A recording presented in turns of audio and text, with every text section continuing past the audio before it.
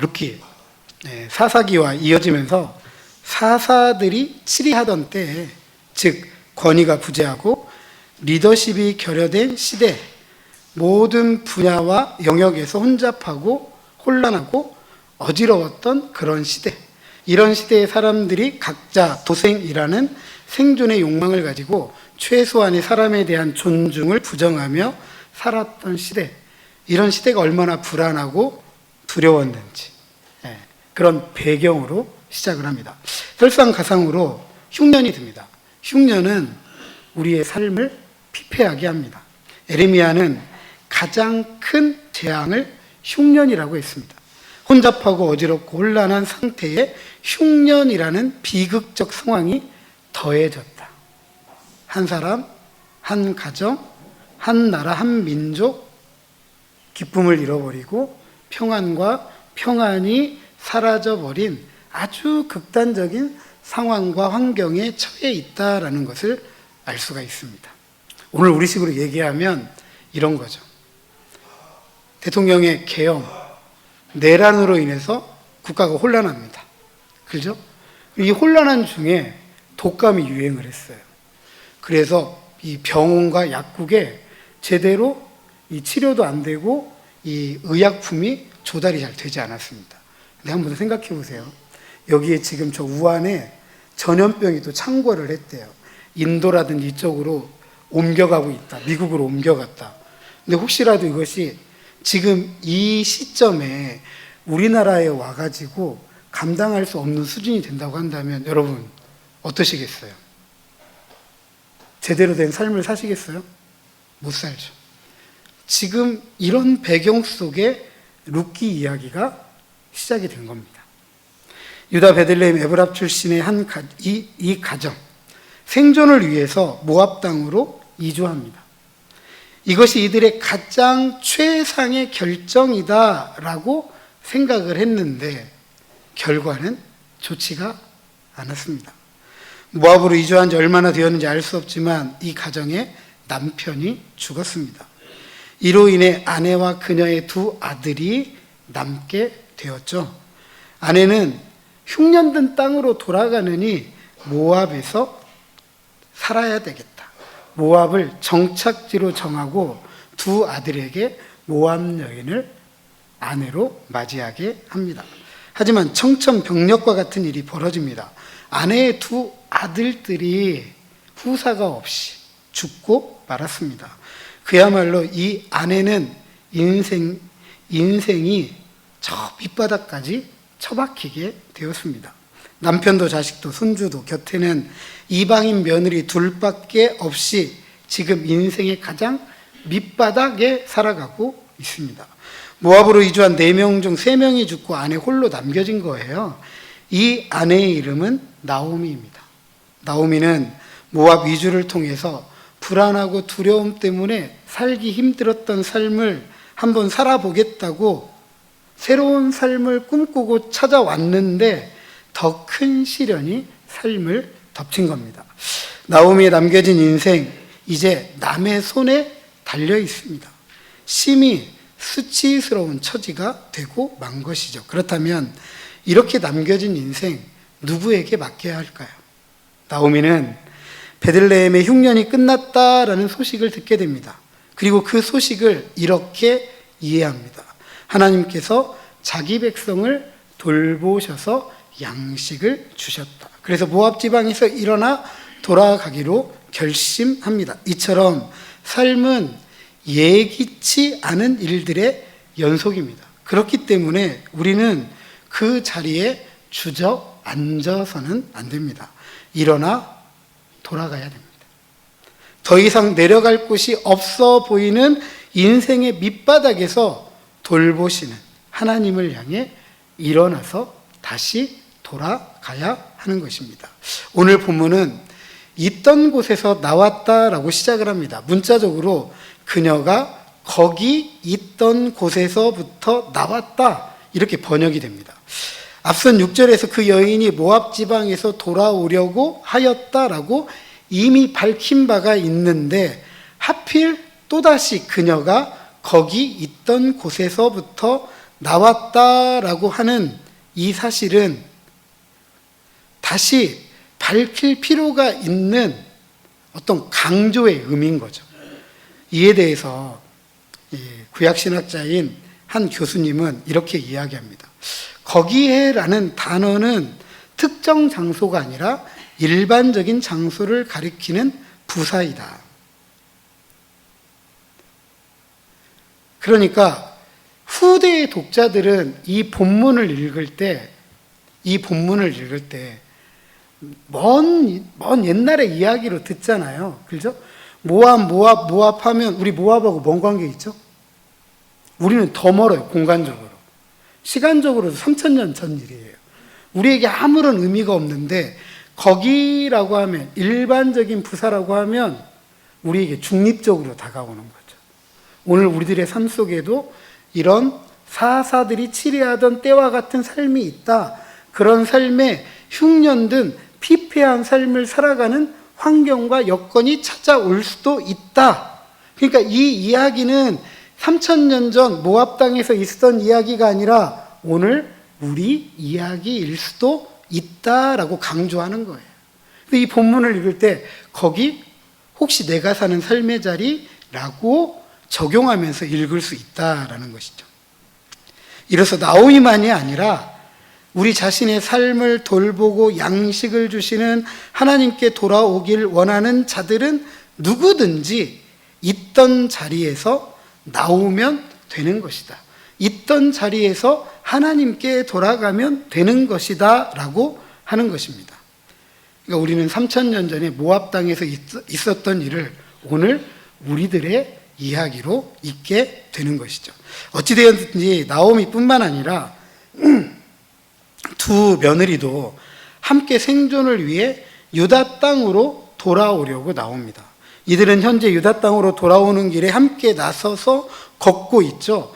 나오미의 결심은 확실합니다. 왜냐하면 자기 백성에게 하나님께서 양식을 주셨다. 내가 믿고 있는 하나님이 자기 백성에게 양식을 주셨다라는 신앙이 확고한 거죠.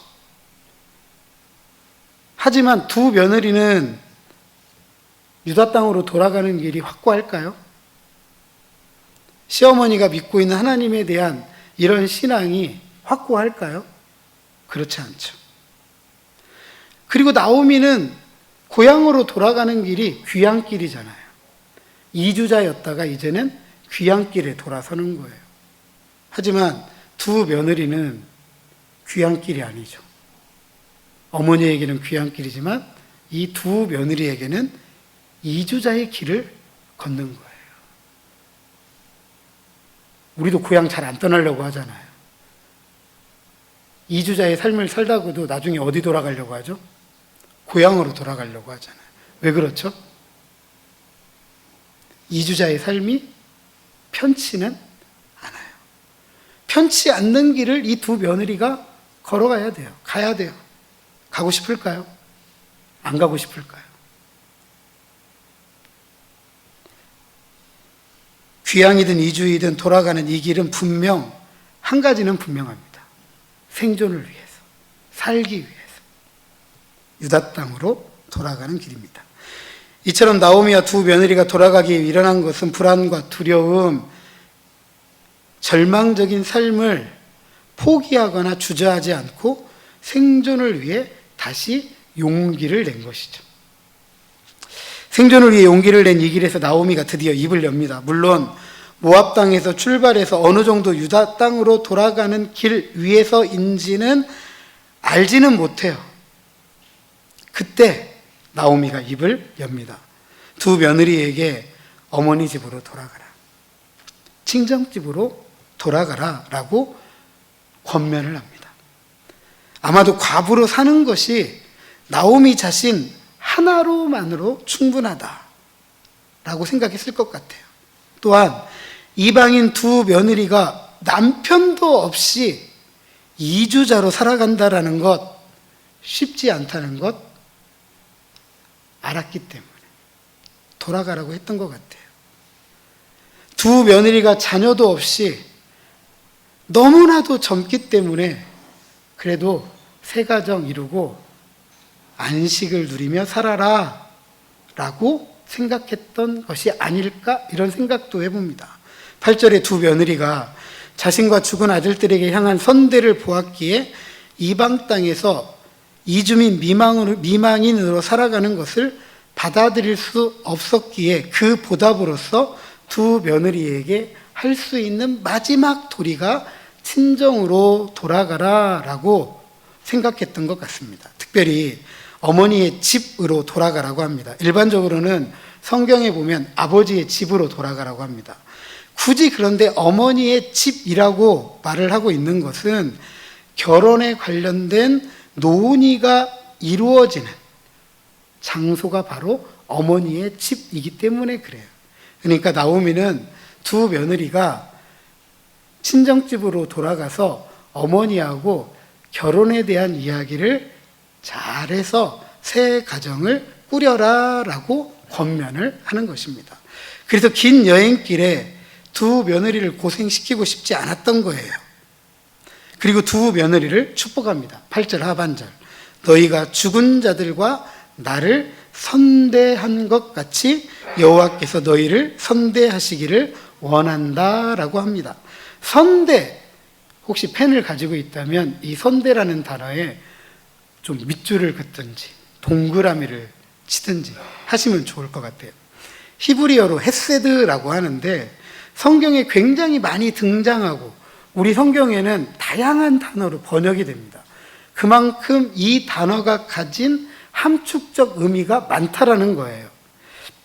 일반적으로는 충성, 신실, 선, 친절, 은혜, 사랑, 자비, 경건 등 이렇게 번역이 됩니다.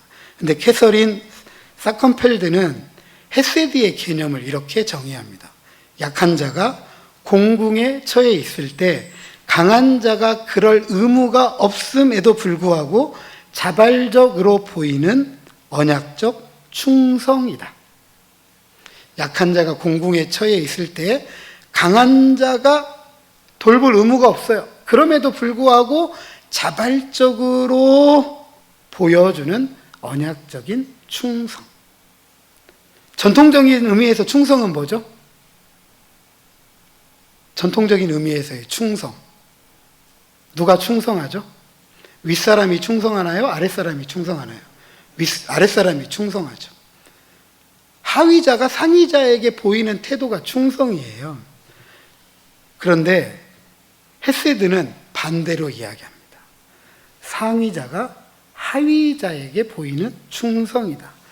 그래서 이 앞선 제가 말씀드렸던 한 구약 신학자는 이 단어가 일반적으로 번역되는 단어로 읽히면 너무 낯익기 때문에 그냥 지나칠 수가 있다. 그래서 이분은 인애라고 번역을 합니다. 인애. 그리고 다른 최근에 구약 이 룻기 주석을 낸 한 교수님은 선이라고 이렇게 번역을 합니다. 물론 선이라고 번역하든 인애라고 번역하든 뭐 그것이 잘못된 건 아닙니다. 조금 더 낯설게 보이기 위해서 번역한 것이고, 하지만 하나는 더 우리가 익숙하게 여겨질 수 있는 단어로 번역을 한 거예요. 어찌되었든지 간에 이 헤세드에 해당하는 행동의 기준을 이 사컨펠드는 세 가지로 이야기를 합니다. 하위자에게 상위자가 하위자에게 보이는 충성인데 그 기준이 있어요. 첫 번째는 수혜자, 은혜를 받는 사람의 생존과 복지에 관련되어져 있어야 된다. 두 번째로는 다른 도움을 줄 사람이 없어야 된다. 어떠한 도움도 받을 수 없는 사람. 세 번째로는 수혜자, 받는 사람과 주는 사람 사이에 기존에 이미 관계가 있어야 된다. 나오미와 두 며느리 관계 있잖아요. 그렇죠? 그리고 또 한 가지는 지금 선을 베풀어 달라. 인애를 베풀어 달라. 무엇이죠? 저 사람의 생존, 복지를 책임져 달라라는 이야기고, 다른 한 가지는 주는 사람이, 이 받는 사람이 아무것도 할 수 없는 사람들이잖아요. 지금 받는 사람들이. 그러니까 굉장히 이 본문의 내용에 이 선대라는 단어는 너무나도 잘 어울리는 단어입니다. 이런 나오미의 선한 의도가 9절 상반절에 잘 나타납니다. 우리 같이 한번 읽어보도록 하죠. 9절 상반절입니다. 시작. 여호와께서 너희에게 허락하사 각기 남편의 집에서 위로를 받게 하시기를 원하노라. 아멘. 나오미는 하나님에 대한 신앙, 자기 백성을 돌보시고 양식을 주시는 하나님에 대한 믿음, 선대하는 자들에게 선대하시는 하나님을 믿는 이 신앙을 가지고 두 며느리가 새 남편 만나서 시집가고 평안하고 평화롭고 기쁨을 누리는 그런 삶을 하나님께서 허락해 주시기를 진정으로 원하는 거예요. 자기가 할 수 없는 것을 누가 해주시기를 원하는 거예요? 하나님께서 해주시기를 원하는 것입니다. 이로써 두 며느리에게 시어머니에 대한 의무, 헌신 이런 것들을 놓아주는 거예요. 자유를 주는 거고 해방을 주는 겁니다. 그래서 마지막 행동으로 입을 맞추는 거예요. 하지만 두 며느들이 보인 반응은 어때요? 소리를 높여 울었다. 우리식으로 표현하면 목 놓아 울었다라는 것입니다. 일생을 좌우할 선택의 기로에 섰잖아요. 따를 것인가? 헤어질 것인가? 평생의 삶을 좌우할 일이 걸린 일이잖아요. 그러나 두 며느리는 10절에 시어머니 나오미의 애정 어린 이 권면을 완강하게 거절합니다. 우리 성경에는 번역되어 있지 않지만 아닙니다, 반드시 아닙니다 라는 단어가 생략되어 있습니다. 그러니까 문자적으로 보면 절대로 안 됩니다, 절대로 그럴 수 없습니다 라고 말하는 거죠. 두 며느리가 마지못해서 체면상 말하는 게 아니에요. 가고 싶은데 아니에요 어머니 그래도 따라가야 되죠 이런 말이 아니에요. 체면 차리려고 하는 게 아니에요. 정말 따라가려고 말을 하는 거예요. 이어지는 10절 하반절에 더욱 분명해지는데 이렇게 이야기합니다. 우리는 어머니와 함께 어머니의 백성에게로 돌아가겠습니다. 사실 모압 출신 이 두 며느리의 입장에서 앞서 말씀드렸던 것처럼 돌아가는 거 아니잖아요. 이주잖아요, 이주. 생존을 위해 새로운 삶의 자리를 찾아가는 거예요. 그럼에도 불구하고 돌아가겠습니다라고 말하는 건 누구의 입장을 대변하는 거죠? 누가 돌아가요? 시어머니 입장이 되는 거예요. 어머니가 돌아가니까 나도 돌아가겠습니다. 이렇게 말하는 거예요. 우리는 보통 이렇게 이야기하지 않잖아요. 다 누구 입장에서 이야기해요? 자기 입장에서 이야기해요. 그런데 이 두 며느리는 누구 입장 생각해 주는 거예요? 어머니 입장 생각해 주는 거죠. 요즘 도시 아파트 이름 되게 어렵잖아요. 그렇죠? 여기 계신 우리 어르신들한테 자녀들 살고 있는 아파트 이름 대라고 하면 잘 모르실걸요? 한간에 그런 얘기 있잖아요. 왜 아파트 이름 그렇게 어렵게 짓느냐고. 왜 그렇게 어렵게 짓죠?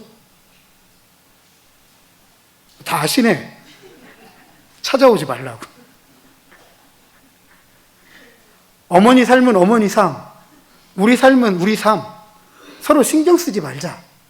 이런 시대를 우리가 살아가는데 지금 이 두 며느리는 뭐라고 이야기하냐면 어머니 삶에 우리 삶을 녹이겠습니다. 이렇게 이야기하는 거예요. 이런 상황이라면 나도 그렇게 하겠다. 이런 상황이라면 나도 그렇게는 할 수 있습니다. 예전에는 그랬는데 요즘은 참 쉽지 않은 이야기입니다. 이런 말조차도. 명절이니까 잠깐 이런 얘기 해야 되겠네. 이런 명절 되면 휴게소에 쓰레기통이 차고 넘치고 그 옆에다가 쓰레기들을 가득 놓는데요. 그런데 그 쓰레기 중에 많은 쓰레기가 뭐냐면 먹고 남은 쓰레기가 아니에요. 휴게소에서 먹고 나온 쓰레기가 아니에요. 뭔지 아세요? 집에서 부모님이 가지고 가서 먹으라고 쌓아주신 음식들이에요. 심지어 쌀포대도 놓고 간대요.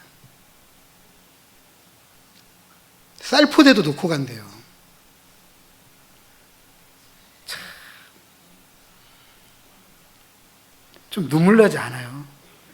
너무 슬픈 현실이에요. 부모가 그거 준비해서 자녀들 쌓아줄 때에는 어떤 마음이겠어요? 내가 못 먹으면 나눠주면 되잖아요. 안 먹으면. 근데 그것도 하기 싫어가지고 버리고 가. 이게 부모가 안다고 생각해 보세요. 저는 저희 어머니에게 미리 이야기합니다. 저희는 먹지도 않으니까 싸주실 필요도 없고 많이도 하지 말라고. 이제는 지금 아이들이 먹는 것과 부모님 세대에 드시는 것이 다르다는 거예요. 다르다는 거예요.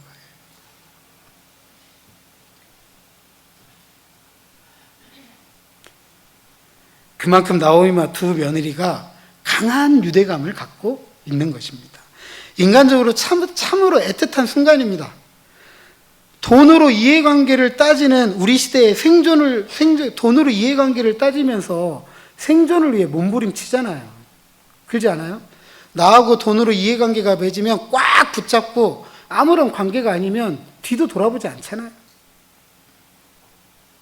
그런데 인애와 선으로 연대하는 이 다문화 가족, 나오미와 두 며느리의 모습은 순혈주의, 한민족 강조하는, 백이민족 강조하는 우리들에게 굉장한 도전을 주고 있습니다.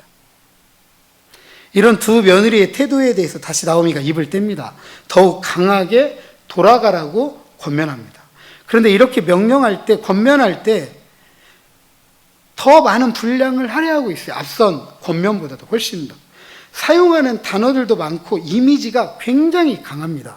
이런 나오미의 권면은 두 며느리에게 립서비스 하는 거 아니에요. 진심이라는 걸 강조하는 거죠. 나는 진짜 니들 돌아가기를 원하는 거야 라고 말을 하는 거죠. 특별히 두 며느리들을 내 딸이라고 합니다. 12절, 13절에도 동일하게 내 딸들이라고 하는데 나오미가 시어머니가 아니라 어머니 마음으로 말을 하는 거예요. 진짜 어머니 마음.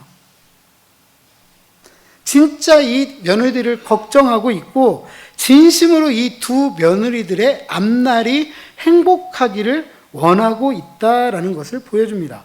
나오미는 두 며느리에게 진심이죠. 이렇게 나오미가 며느리에게 진심인 이유를 11절 하반절 이하 13절까지 아주 잘 설명합니다. 나오미는 이 이유를 말하면서 남편이라는 이미지를 4번이나 씁니다. 남편의 이미지를 사용하는 것은 고대 여성들의 삶이 남편에게 의존되어져 있기 때문에 그래요.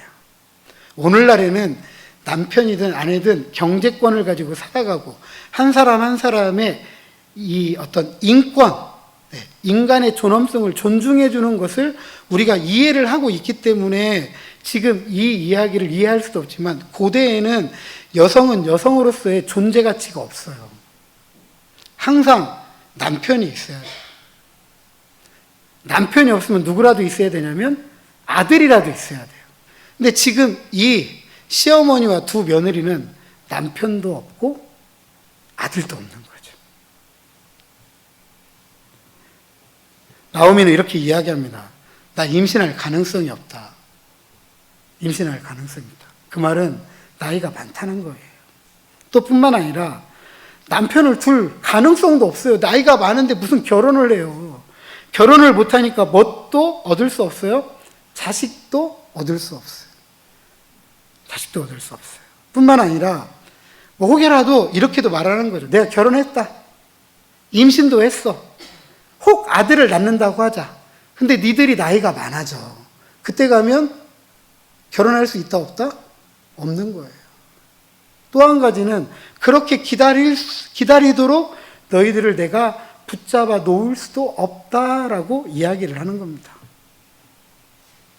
그래서 내 딸들아 그렇지 않다라고 단호하게 권면하는 것입니다.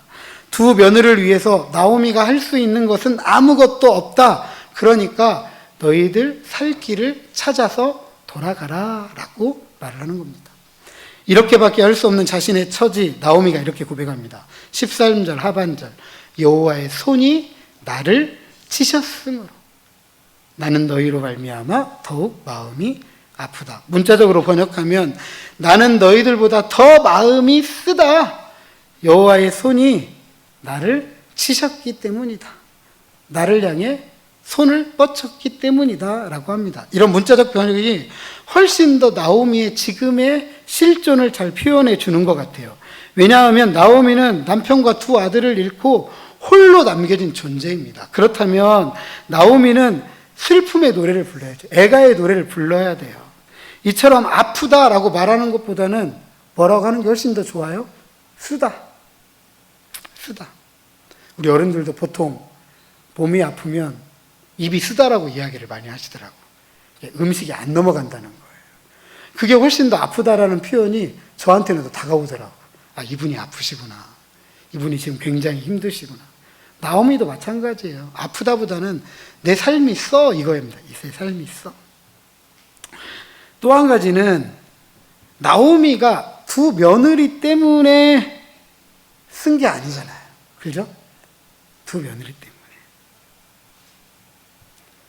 두 며느리들보다 내가 더 쓴 거죠. 니들을 보니까 내가 더 쓴 거예요. 니들의 처지를 보니까 내가 더 아파. 이 얘기를 하는 겁니다. 성경에 보면 하나님의 손이 뻗쳤다, 하나님의 손이 향했다라는 건 때로 긍정적으로, 부정적으로 쓰입니다. 긍정적일 때는 복을 주시는 거고, 부정적일 때는 재앙을, 징계를 내리시는 거예요. 그러니까 지금 나오미는 지금의 상태를 뭘로 이해하냐면 하나님께서 손을 뻗치셔가지고 나에게 징계, 재앙을 내리셨다라고 이해를 하는 거죠. 그래서 나오미의 삶이 이렇게 썼던 것입니다. 이렇게까지 단호하게 아무것도 할 수 없는 나오미가 명령하니까 다시 한 번 더 두 며느리들이 목 놓아 옵니다.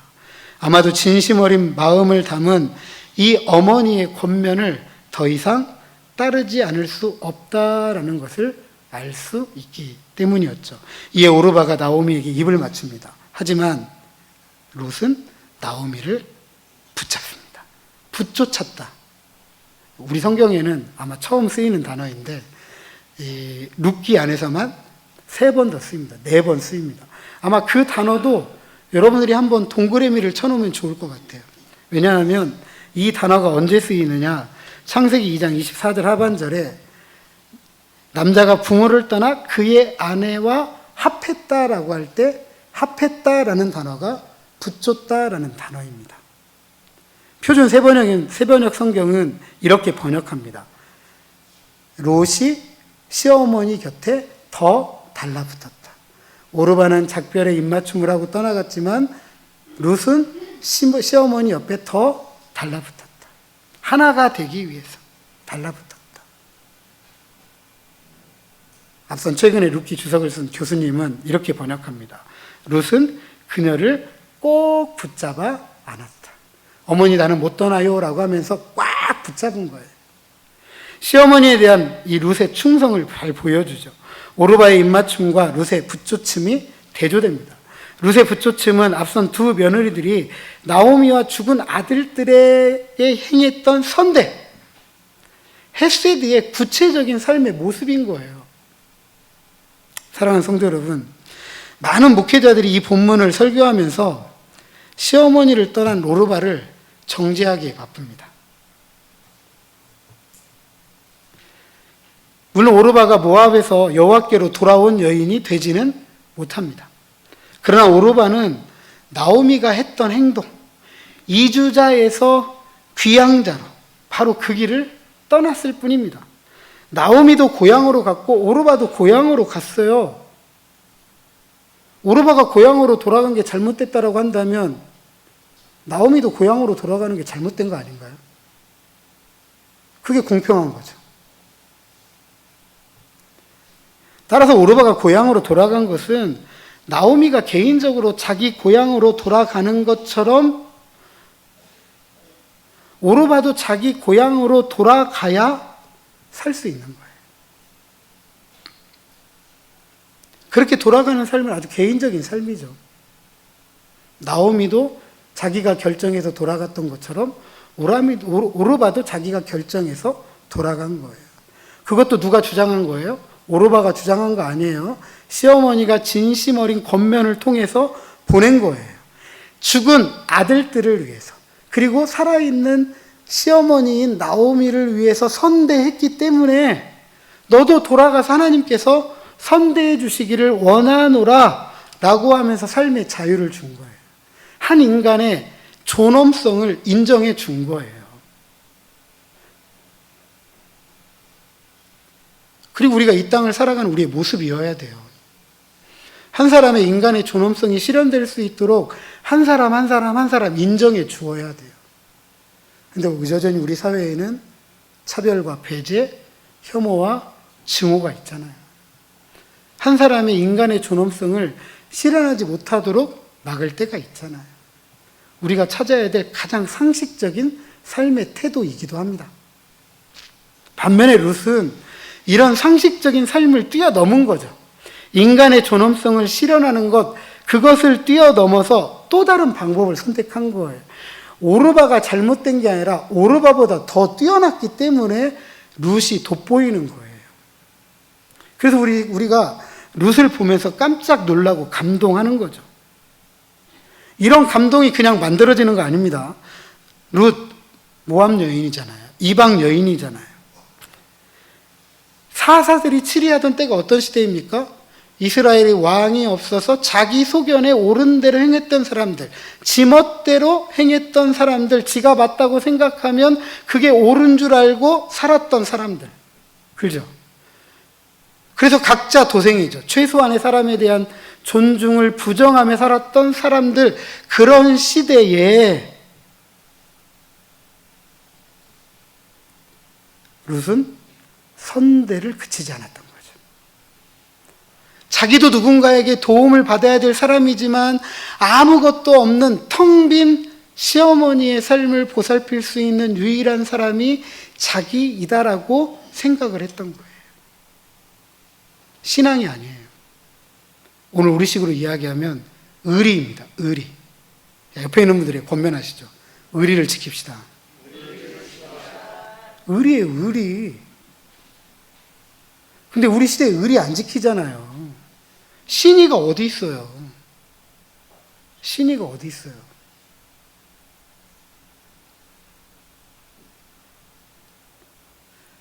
그래서 이주자가 되기로 결정한 거예요. 이거 얼마나 큰 용기예요, 여러분. 나도 내 집으로 돌아가면 내가 살고 싶은 삶을 살 수 있는 여인이에요. 그런데 그 삶을 포기하고 이주자가 되기로 했어요. 뭘 포기한 거죠? 자기 삶을 포기한 거예요. 누구 살리겠다고? 시어머니 살리겠다고. 용기를 낸 겁니다. 그래서 룻기 저자는 이 룻을 뭐라고 이야기하냐면 뒤편에 보면 모압 땅에서 돌아온 여자이다. 이렇게 표현을 합니다. 모압 사람, 여호와의 총회에 들어올 수 없는 사람이잖아요. 그렇죠? 그런데 룻은 여호와의 총회에 들어온 사람이 된 거예요. 이 의리 때문에, 시어머니에 대한 선대 때문에, 헤세드 때문에 하나님께서 받아주신 거예요. 여러분, 신앙이라도 없으면 뭐라도 있어야 돼요? 의리라도 있어야 돼요. 의리라도. 그런데 오늘 우리 시대에, 오늘날의 우리 가치, 기준 한번 생각해 보시죠. 자기 실현하면 되잖아요. 나 하나만 살면 되잖아요. 그러니까 뭐가 없는 거예요? 의리가 없는 거잖아요. 신의가 없는 거잖아요. 이런 시대에 이렇게 살라고 하면 사시겠습니까? 그런데요, 자식도 부모가 돈이 있어야 찾아간대요. 예전에 라디오에 이런 예가 한번 있었습니다. 일반 방송입니다. 일반 방송, 기독교 방송 아니에요. 홀어머니가 있는데 이 어머니가 돈 좀 가지고 있습니다. 통장에 돈 좀 가지고 있어요. 이 어머니가 눕고 주무시는 베개 속에 이 통장을 넣어놨어요. 어느 날 자식들이 이 통장을 봤어요. 매주마다 시간 나는 대로 계속 찾아오는 거예요. 어머니 좋아요, 안 좋아요? 좋아요, 안 좋아요? 자식들 찾아오는데 안 좋으세요? 좋지. 어머니 얼마나 좋아요. 근데 이 어머니가 꾀가 많으신 분이네. 가지고 있는 통장에 있는 돈을 꼬박꼬박 쓰신 거예요. 통장은 그대로야. 근데 통장 속은 빈 거죠.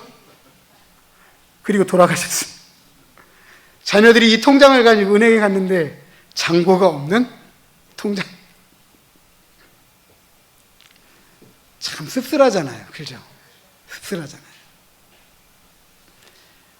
아무것도 없는 시어머니, 누구도 안 돌보려고 하는 우리 시대예요. 그런데 을이 신이 지키겠다고 아무것도 없는 시어머니를 따라간다? 있을 수 없는 일이죠. 그런데 룻은 따라갑니다.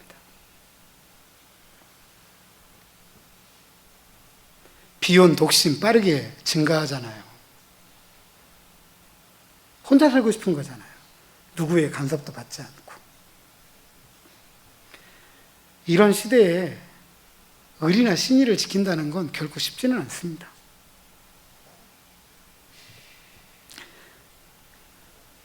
그러다 보니까 하나님에 대한 신앙을 가지고 세속적이고 악한 가치와 세력들과 싸운다는 게 쉽지 않아요. 혼자 어떻게 싸워요? 혼자 못하죠. 이런 세속적인 가치와 악한 세력에 대해서 대항해서 싸우려고 하면 연대가 필요해요. 연대. 너, 나, 우리가 함께 할 수 있어야 돼요. 신앙의 연대가 되어져야만이 세속적인 가치와 악한 세력을 향해서 대항하며 싸울 수가 있는 것입니다. 그래서 신앙의 연대는 뭐가 중요하냐면 붙잡는 태도가 중요합니다. 내가 너와 하나이다. 내가 너와 떨어질 수가 없다라는 이 생각이 그렇게 중요해요. 이런 삶의 태도가 그렇게 중요합니다. 그것도 헤세드. 상위자가 하위자에게 보이는 자발적인 충성, 선을 위한 사랑과 우정.